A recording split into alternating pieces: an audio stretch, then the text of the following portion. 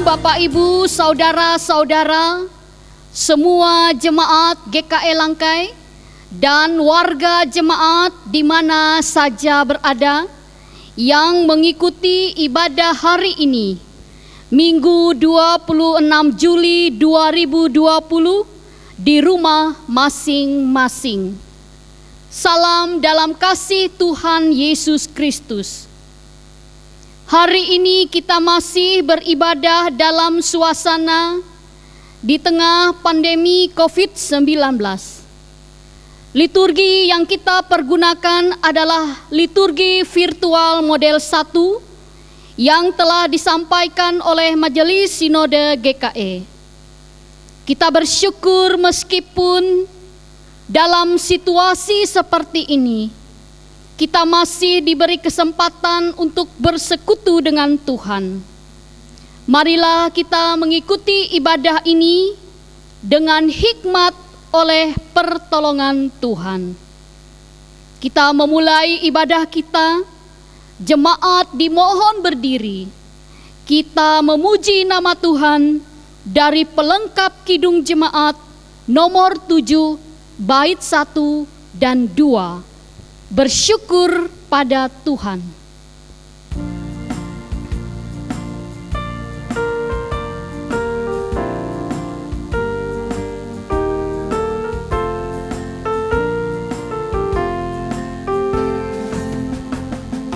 Bersyukurlah pada Tuhan, serukanlah namanya, bernyanyilah bagi Tuhan, mari bermazmurlah.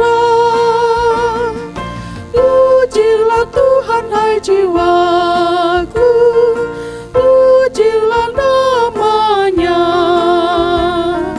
Aku hendak bernyanyi seumur hidupku.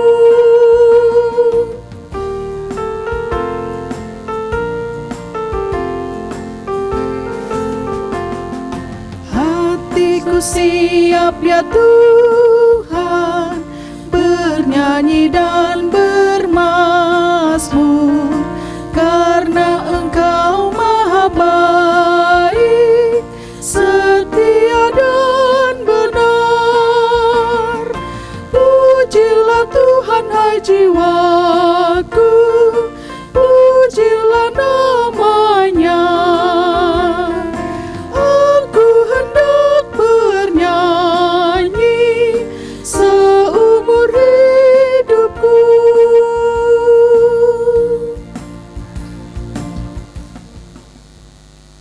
Dalam nama Bapa, Anak, dan Roh Kudus. Amin. Kasih karunia dan damai sejahtera dari Allah Bapa kita dan dari Tuhan Yesus Kristus menyertai kamu. Amin. Jemaat silakan duduk kembali. Kita kembali memuji nama Tuhan dari nyanyikanlah kidung baru nomor 204 bait 1 dan 2. Di dunia yang penuh cemar.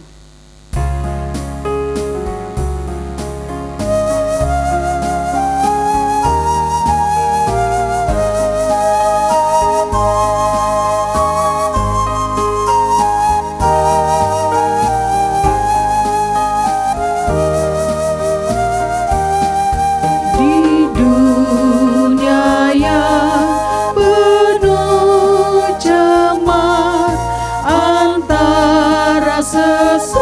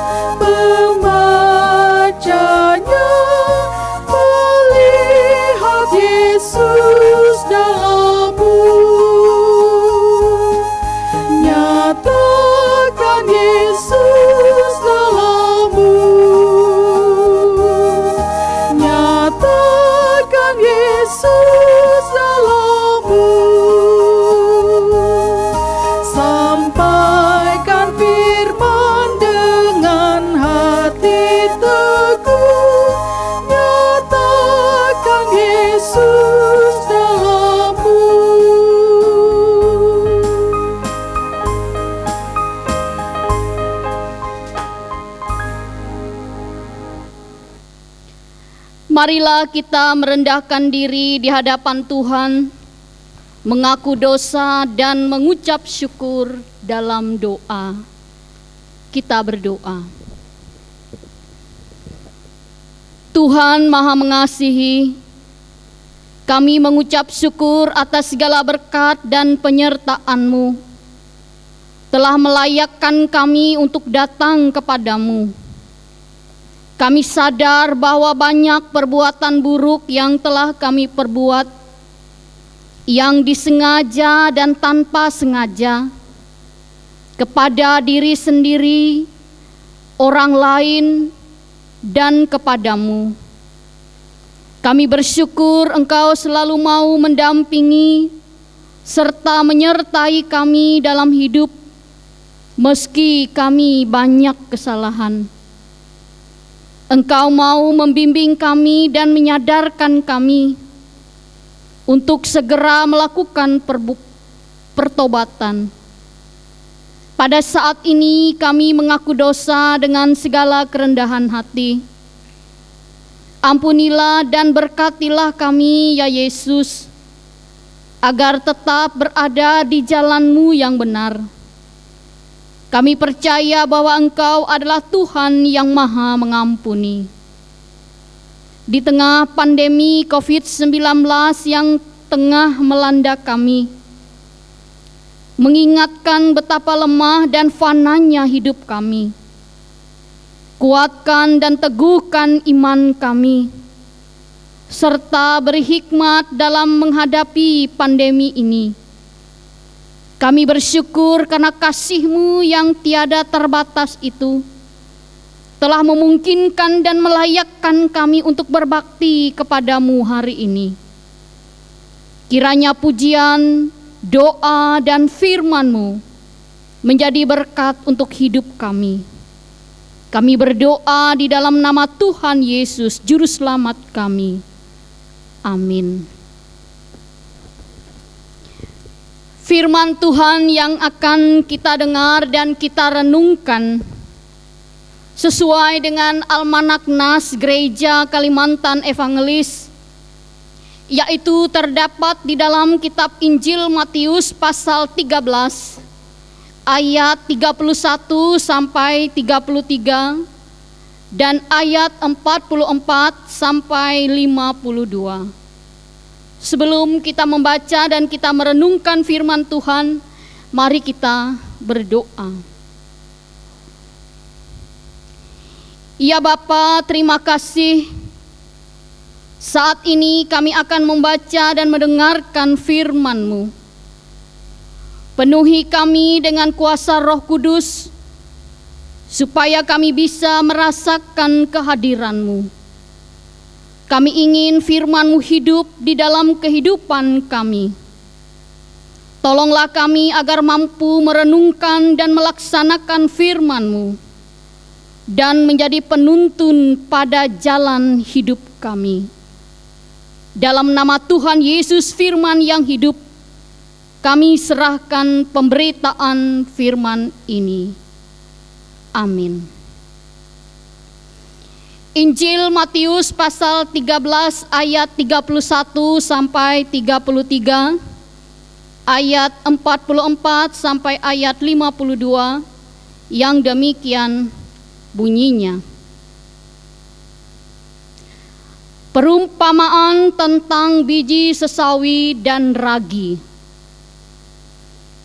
Yesus membentangkan suatu perumpamaan lain kepada mereka. Katanya, hal kerajaan sorga itu seumpama biji sesawi yang diambil dan ditaburkan orang di ladangnya. Memang biji itu yang paling kecil dari segala jenis benih, tetapi apabila sudah tumbuh, sesawi itu lebih besar daripada sayuran yang lain, bahkan menjadi pohon, sehingga burung-burung di udara datang bersarang pada cabang-cabangnya. Dan ia menceritakan perumpamaan ini juga kepada mereka. Hal kerajaan sorga itu seumpama ragi yang diambil seorang perempuan dan diadukkan ke dalam tepung terigu 3 sukat sampai kamir seluruhnya. Hal kerajaan sorga itu seumpama harta yang terpendam di ladang, yang ditemukan orang, lalu dipendamkannya lagi. Oleh sebab sukacitanya, pergilah ia menjual seluruh miliknya, lalu membeli ladang itu. Demikian pula hal kerajaan sorga itu, seumpama pedagang yang mencari mutiara yang indah. Setelah ditemukannya mutiara yang sangat berharga, ia pun pergi menjual seluruh miliknya, lalu membeli mutiara itu. Demikian pula hal kerajaan sorga itu, seumpama pukat yang dilabuhkan di laut, lalu mengumpulkan berbagai-bagai jenis ikan. Setelah penuh, pukat itu pun diseret orang ke pantai, lalu duduklah mereka dan mengumpulkan ikan yang baik ke dalam pasu, dan ikan yang tidak baik mereka buang. Demikian juga pada akhir zaman, malaikat-malaikat akan datang memisahkan orang jahat dari orang benar, lalu mencampakkan orang jahat ke dalam dapur api.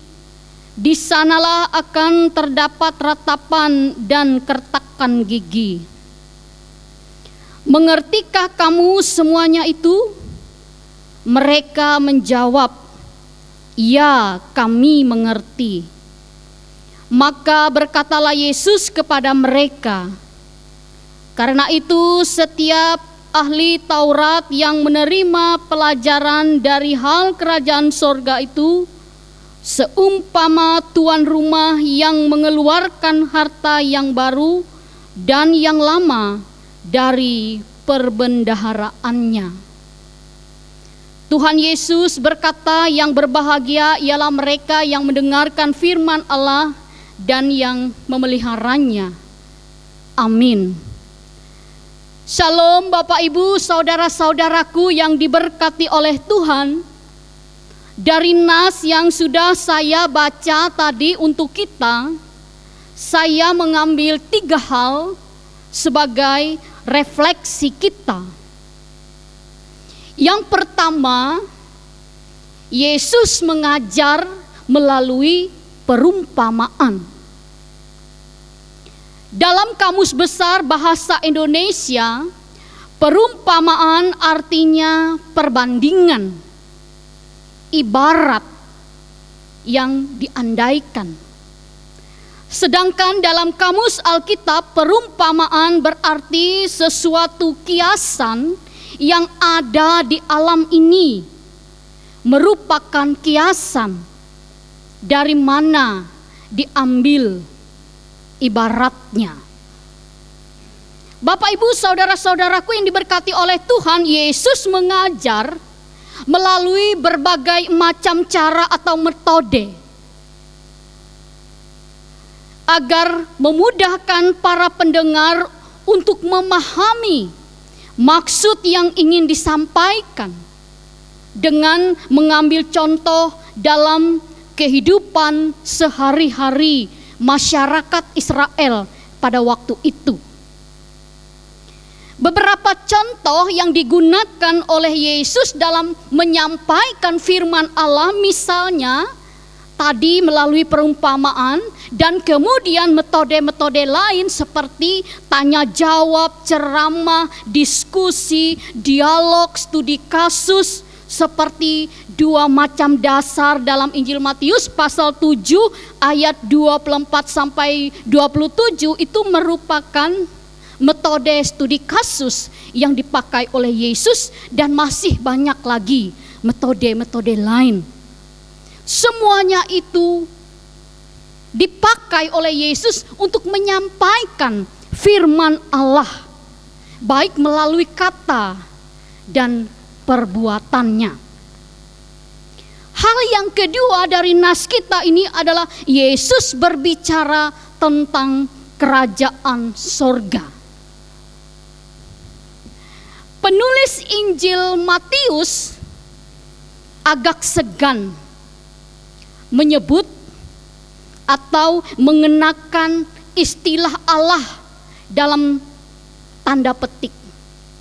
Mengapa Matius, penulis Injil Matius ini segan menyebut atau menggunakan istilah Allah dalam tulisannya, walaupun ada beberapa kalimat dalam Injil Matius dia ada menggunakan kata Allah.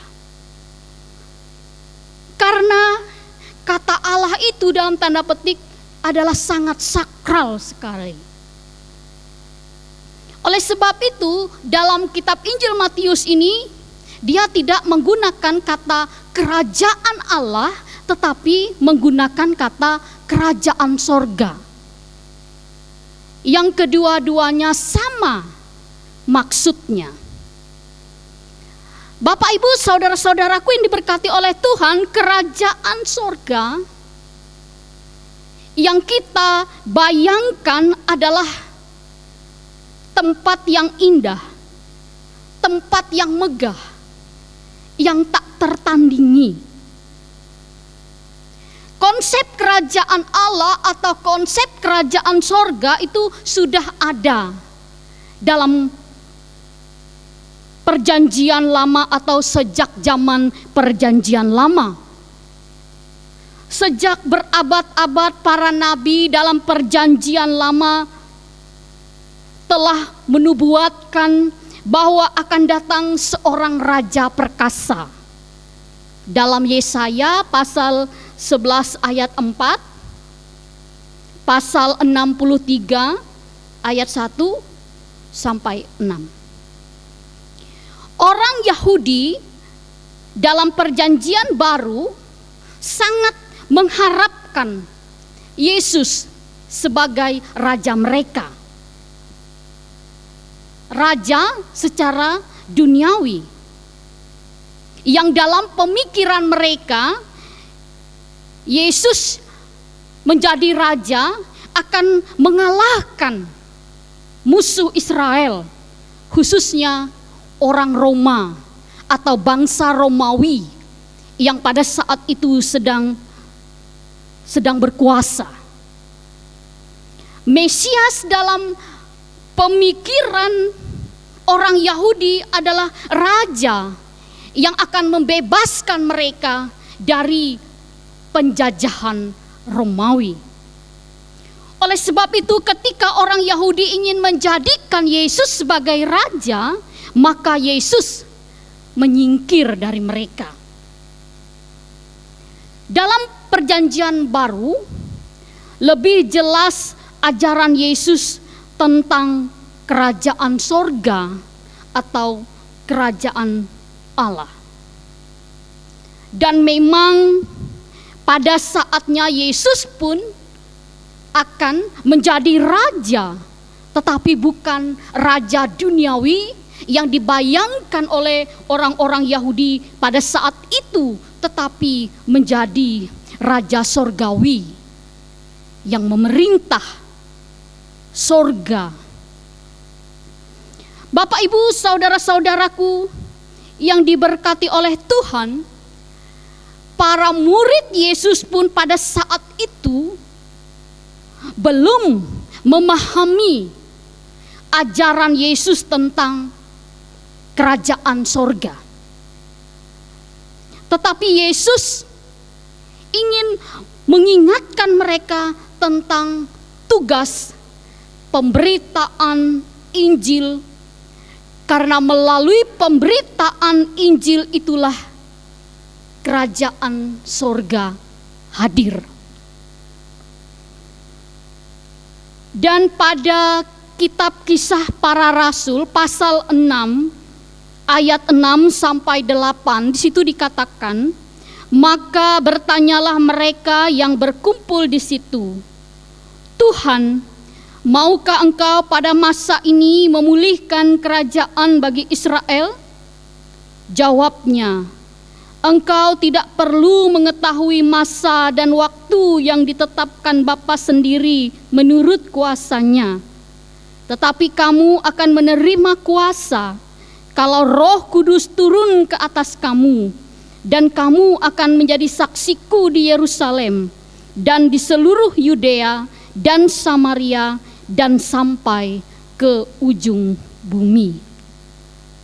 Bapak, Ibu, saudara-saudaraku yang diberkati oleh Tuhan, ketika kita membaca nas ini, kerajaan sorga bukanlah merujuk kepada suatu tempat, melainkan kondisi.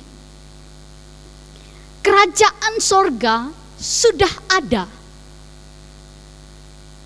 sudah datang di sini, nanti sudah dekat. Kerajaan sorga bukanlah sesuatu yang terlepas dari kehidupan kita. Suatu peristiwa, orang Farisi bertanya kepada Yesus, kapan kerajaan sorga itu datang?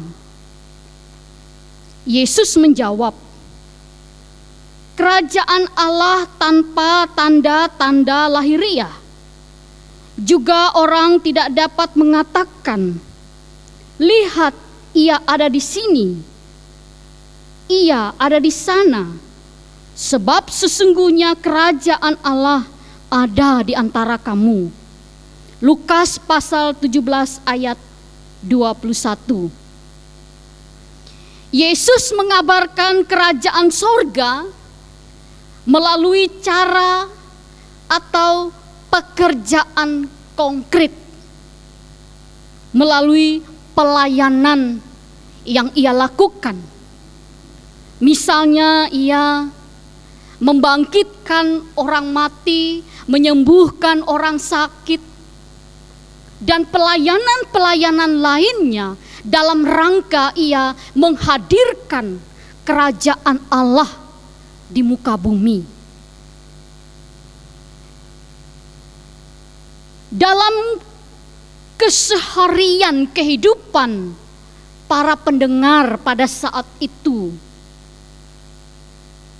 jadi jelas bagi kita bahwa kerajaan sorga atau kerajaan Allah itu sudah hadir di dalam dunia ini. Bapak, Ibu, saudara-saudaraku yang diberkati oleh Tuhan, hal yang ketiga dari nas kita, pelayanan Yesus menghadirkan kerajaan sorga. Dalam nas kita tadi ada 6 perumpamaan tentang kerajaan sorga. Menariknya bahwa perumpamaan tentang kerajaan sorga itu diambil dari kehidupan sehari-hari masyarakat Israel yang pada saat itu dalam kegiatan-kegiatan kehidupan mereka sehari-hari, entah mereka bertani, berternak, dan juga ketika mereka melakukan aktivitas mereka sehari-hari dalam dunia pertanian. Dan tadi dalam nas kita tentang perumpamaan biji sesawi, hal kerajaan sorga itu seperti atau diumpamakan seperti biji sesawi. Biji yang paling kecil dari jenis benih atau dari segala jenis benih. Tetapi apabila sudah tumbuh, sesawi itu lebih besar daripada sayuran yang lain. Bahkan menjadi pohon sehingga burung-burung di udara datang bersarang pada cabang-cabangnya. Kemudian hal kerajaan sorga itu seperti ragi yang membuat kamir seluruh adonan.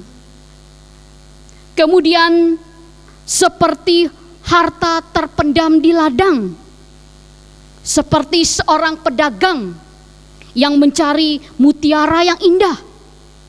Dan kemudian hal kerajaan sorga itu seperti pukat yang dilabuhkan di laut. Bapak, Ibu, saudara-saudaraku yang diberkati oleh Tuhan, apabila kita renungkan betapa ajaibnya kerajaan sorga dan betapa ajaibnya biji sesawi yang diungkapkan oleh Tuhan Yesus dalam perumpamaan ini. Begitu ajaibnya karya Tuhan mengatur alam semesta, di antaranya dunia tumbuhan dan menghasilkan buah. Itu artinya hal-hal kecil bisa berdampak besar. Kemudian ragi dapat mengubah tepung atau adonan menjadi sesuatu yang lebih baik, yaitu menjadi roti yang enak untuk dimakan. Itu artinya bahwa hal yang baik dapat berdampak besar. Kita bisa melihat bahwa Tuhan bekerja dengan kuasa yang tidak terlihat oleh mata manusia. Sama seperti ragi yang mengembangkan adonan dengan cara yang tidak terlihat oleh mata. Begitu juga Bapak, Ibu, saudara-saudaraku yang diberkati oleh Tuhan, harta terpendam dan mutiara yang berharga yang ditemukan mendatangkan sukacita. Itu artinya bahwa sesuatu yang bernilai mendatangkan sukacita, damai sejahtera. Pukat yang dilabuhkan di laut. Bapak, Ibu, saudara-saudaraku yang diberkati oleh Tuhan, apa yang diungkapkan oleh Tuhan Yesus mengenai kerajaan sorga melalui perumpamaan ini, bahwa kerajaan sorga itu sudah hadir di dalam dunia, di dalam diri dan kehidupan kita, orang-orang yang percaya. Pelayanan Yesus menghadirkan kerajaan sorga karena dengan kedatangannya ke dunia, kuasa Allah dinyatakan. Orang sakit disembuhkan, orang mati dibangkitkan, orang buta dicelikkan. Dan Yesus juga mengajar tentang kasih melalui kata dan perbuatan, bahkan melalui seluruh kehidupannya. Itulah kerajaan sorga yang telah hadir ke dalam dunia. Dan pada bagian terakhir dari nas kita pada ayat 47 tentang pukat, Yesus mengatakan, hal kerajaan sorga seumpama pukat yang dilabuhkan di laut, lalu mengumpulkan berbagai-bagai jenis ikan. Setelah penuh, pukat itu pun diseret orang ke pantai, lalu duduklah mereka dan mengumpulkan ikan yang baik ke dalam pasu, dan ikan yang baik dan ikan yang tidak baik mereka buang. Demikian juga pada akhir zaman, malaikat-malaikat akan datang memisahkan orang jahat dan orang benar, lalu mencampakkan orang jahat ke dalam dapur api. Di sanalah akan terdapat ratapan dan kertakan gigi. Bapak, Ibu, saudara-saudaraku yang diberkati oleh Tuhan, bagian ini juga menjadi perenungan bagi kita. Sebagai orang-orang percaya yang Tuhan amanatkan untuk hidup dan menjalani kehidupan di dalam dunia ini.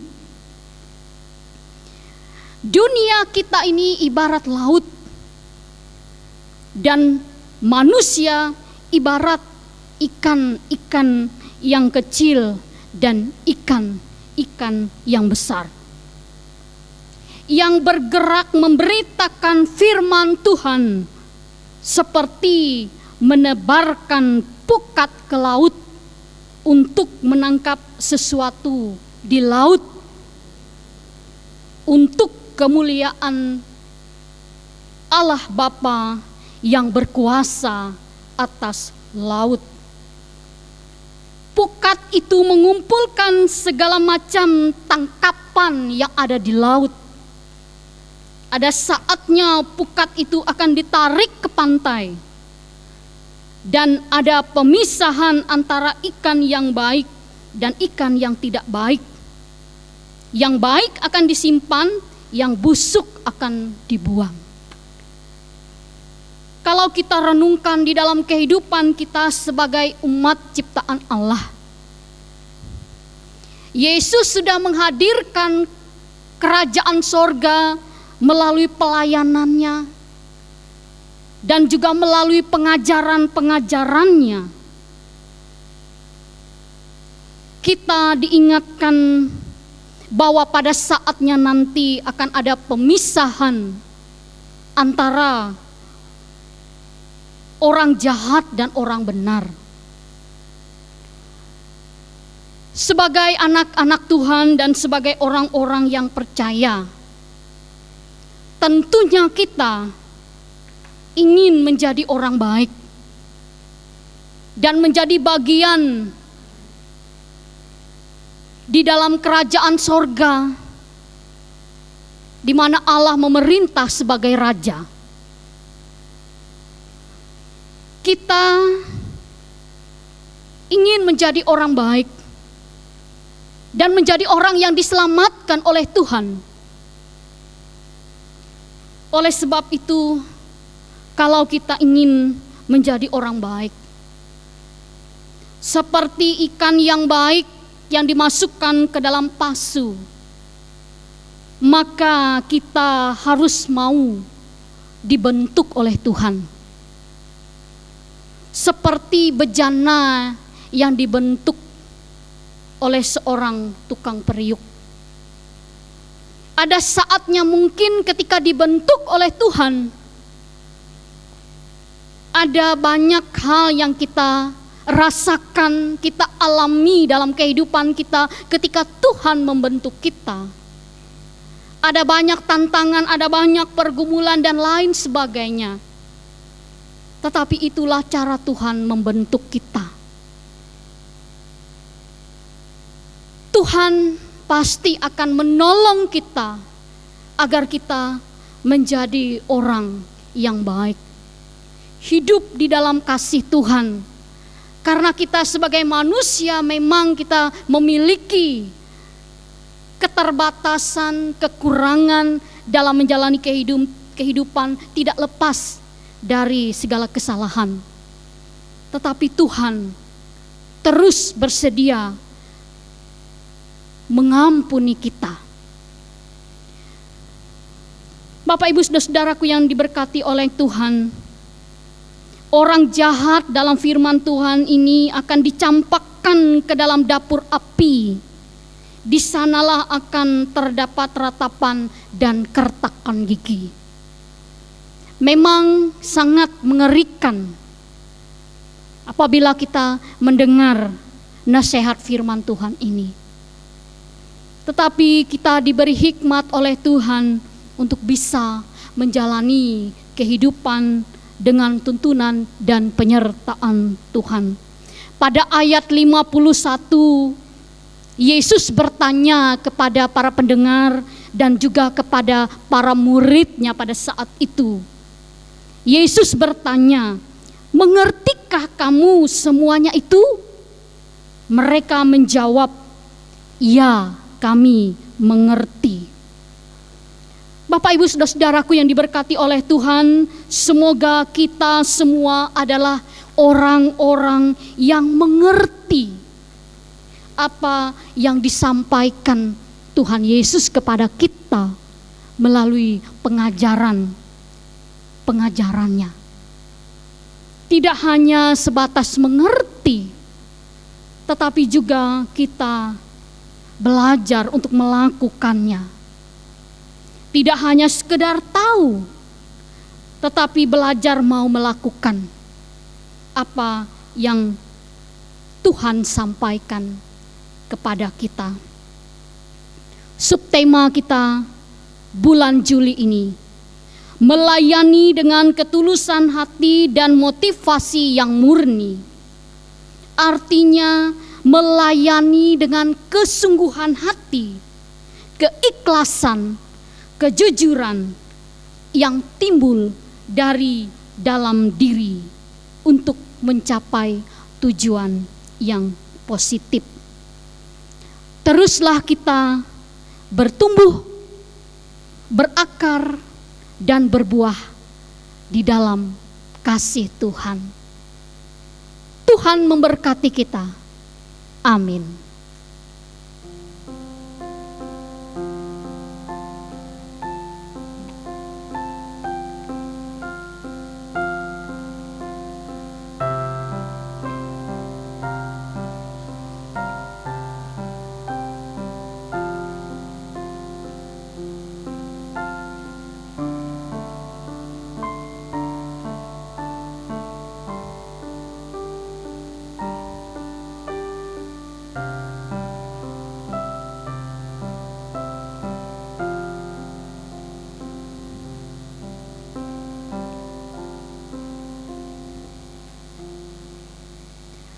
Marilah kita berdoa, kita naikkan syafaat kita. Bapa, terima kasih atas kesempatan yang telah Engkau berikan kepada kami, hingga kami boleh mendengarkan firman-Mu. Bimbing kami selalu ya Tuhan yang memerlukan-Mu dalam setiap langkah kami. Kiranya kasih-Mu mengalir melalui diri kami, dan tolonglah kami supaya kami bisa menjadi pewarta kasih-Mu kepada sesama kami, hingga melalui diri kami, sesama kami bisa merasakan berkat dan kasih karunia-Mu. Pakailah kami seturut kehendak-Mu. Kami berdoa bagi jemaat-Mu GKI Langkai yang beribadah pada hari ini bersama keluarga di rumah masing-masing. Kiranya Engkau sertai dan Engkau berkati jemaat-Mu. Anak-anak, menantu cucu, dan seluruh keluarga besar mereka di mana saja berada. Orang tua kami yang sudah lanjut usia, saudara-saudara kami yang berulang tahun kelahiran dan yang berulang tahun pernikahan, saudara-saudara kami yang sakit, yang terbaring di rumah ataupun di rumah sakit. Tuhan memberkati mereka agar mendapatkan kekuatan dan kesembuhan. Terima kasih jemaat GKI Langkai selalu mencintai gereja dan mengasihi Tuhan, dan selalu mendukung pekerjaan Tuhan. Kami juga mendoakan seluruh jemaat-Mu yang mengikuti ibadah bersama jemaat GKI Langkai secara virtual pada hari ini. Kiranya Tuhan juga memberkati mereka. Berikanlah kepada kami semua kesehatan dan kekuatan untuk menjalani hidup di masa-masa sulit karena pandemi COVID-19 ini, agar selalu di dalam berkat dan pertolongan Tuhan. Berkati segala usaha dan pekerjaan jemaat-Mu, agar hidup dalam kecukupan, lindungi dan jauhkan dari segala yang jahat. Kami mendoakan anak-anak kami di masa muda mereka, agar hidup dalam takut akan Tuhan. Dan kami meminta hikmat dari Tuhan supaya mereka tidak salah langkah dalam merespon perubahan zaman ini. Kiranya hati mereka selalu melekat kepada Tuhan, bisa bersikap bijak dalam menghadapi perubahan zaman dan segala bentuk tawaran dunia yang berpotensi membawa mereka jauh dari Tuhan. Tolonglah ya Tuhan agar mereka dapat meraih masa depan yang penuh harapan. Kami serahkan kiranya Tuhan yang menyiapkan masa depan yang terbaik bagi anak-anak kami. Kami mendoakan bangsa dan negara kami Indonesia. Kami bersyukur atas ratusan suku dan aneka kebudayaan daerah yang menambah kekayaan budaya bangsa kami. Warisan leluhur kami yang membuat kami bangga menjadi bagian bangsa Indonesia. Bangsa yang mau menerima kemajemukan dan menjadikannya pondasi dalam hidup bernegara. Engkau telah menghimpun semuanya menjadi satu bangsa dalam wadah negara Republik Indonesia. Melalui doa syafaat ini kami memohon berkat-Mu untuk kemajuan bangsa dan negara kami. Kami juga memohon supaya kami semua yang mendiami bangsa dan negara Indonesia memiliki kesadaran untuk tetap memelihara dan memajukannya. Tolonglah kami ya Tuhan, bebaskanlah bangsa kami dari wabah virus corona dan juga bangsa-bangsa di dunia. Dalam kehidupan bermasyarakat dan beragama, kami mohon curahkanlah rahmat persaudaraan kepada semua orang, agar mereka bertekun dalam mengusahakan kedamaian, kerukunan, dan ketentraman. Bebaskanlah kami dari hal-hal yang bisa melemahkan semangat persaudaraan. Bantulah kami untuk tekun mengajak umat untuk saling menghormati, saling menghargai, dan saling mengasihi dengan penganut agama lain, dan mau menerima keberagaman sebagai suatu realita kehidupan. Semoga kami semua tekun dalam menjaga dan memajukan bangsa dan negara kami Indonesia.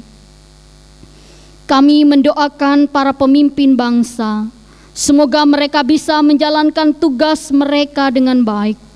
Berilah mereka kebijakan dan kebijaksanaan agar setiap keputusan dan kebijakan yang mereka ambil adalah kebijakan yang paling tepat, sehingga bisa memajukan kepentingan bersama. Untuk para petugas kesehatan, atas panggilan hidup mereka dalam melayani masyarakat, agar tetap aman dan sehat, mereka dapat merawat setiap pasien dengan penuh belas kasih. Kami percaya Engkau senantiasa melakukan hal-hal baik dan mengajarkan kami untuk tetap setia kepadamu dalam masa-masa sulit ini. Kami juga mendoakan saudara-saudara kami yang berada di penjara. Tuhan menguatkan iman mereka agar pada saatnya bisa berkumpul kembali dengan keluarga dalam sukacita. Kami juga mendoakan para pemimpin gereja, para pendeta, penetua, dan diakon, para penginjil, guru-guru agama, guru-guru sekolah minggu, dan siapapun yang melayani di ladang Tuhan. Tuhan memberkati mereka dan kami semua. Kami juga mendoakan pemimpin gereja dari tingkat majelis sinode GKE, majelis-majelis resort GKE, dan majelis-majelis jemaat GKE, dan seluruh warga jemaat. Tolonglah kami melayani jemaat dengan cara-cara yang kreatif untuk menaruh kasih atas mereka. Kami berdoa sebagaimana yang telah Engkau ajarkan. Bapa kami yang di sorga, dikuduskanlah namamu, datanglah kerajaanmu, jadilah kehendakmu di bumi seperti di sorga. Berikanlah kami pada hari ini makanan kami yang secukupnya, dan ampunilah kami akan kesalahan kami, seperti kami juga telah mengampuni orang yang bersalah kepada kami.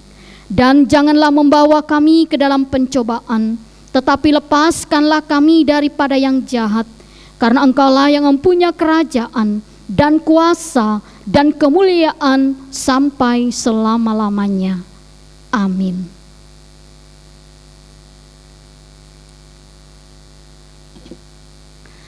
Sekarang ada kesempatan bagi kita untuk memberikan persembahan syukur kita kepada Tuhan.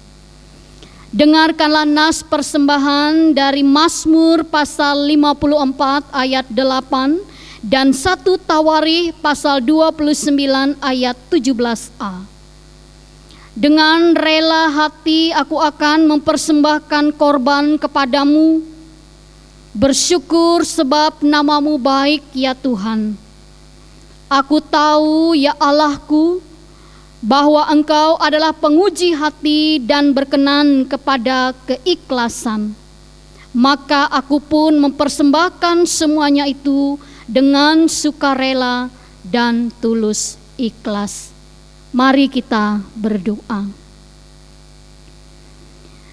Dengan sukacita dan sukarela, kami mau memberikan persembahan kami kepadamu ya Tuhan, untuk menopang pelayanan gerejamu di tengah pandemi COVID-19 ini, supaya gerejamu tetap teguh mengabarkan berita Injilmu, dan untuk meneguhkan dan menguatkan iman kami umatmu. Berkatilah kami yang akan memberikan persembahan ini, agar selalu hidup dalam kelimpahan-Mu. Dalam nama Tuhan Yesus sumber segala berkat, kami serahkan persembahan kami. Amin. Mari kita memberi persembahan dengan sukacita sambil memuji nama Tuhan dari Kidung Jemaat nomor 341 bait 1 dan 2, Kuasamu dan Namamu lah.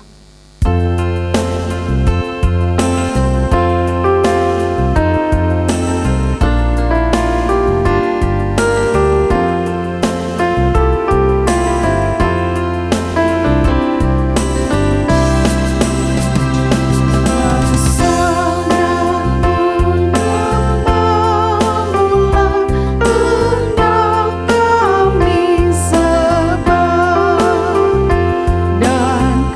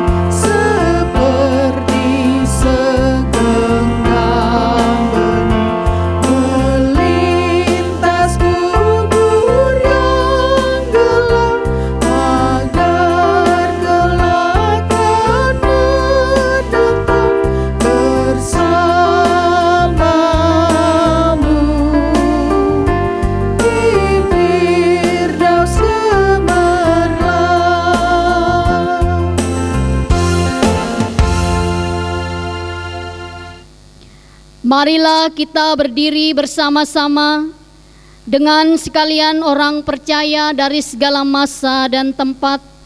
Kita mengikrarkan pengakuan iman rasuli. Mari kita ucapkan dengan hati dan mulut kita demikian. Aku percaya kepada Allah Bapa yang Maha Kuasa, Khalik langit dan bumi, dan kepada Yesus Kristus anaknya yang tunggal Tuhan kita, yang dikandung daripada Roh Kudus, lahir dari anak darah Maria, yang menderita di bawah pemerintahan Pontius Pilatus, disalibkan, mati dan dikuburkan, turun ke dalam kerajaan maut.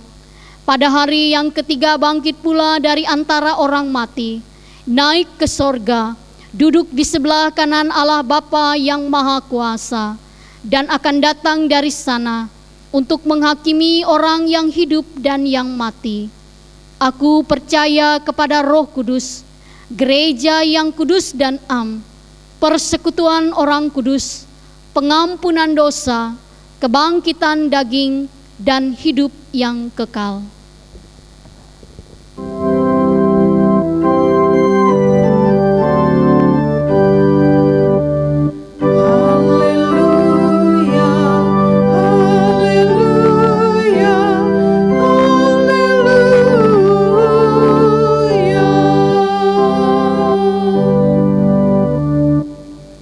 Terimalah berkat Tuhan.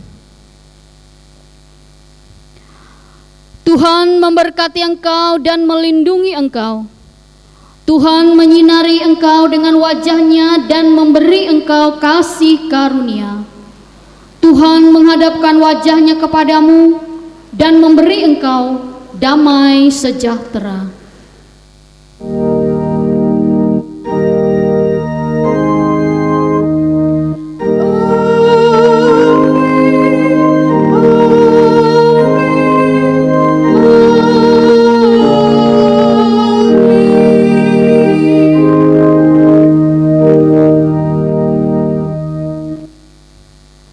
Ibadah kita selesai. Tuhan selalu menyertai kita. Selamat beraktivitas. Shalom.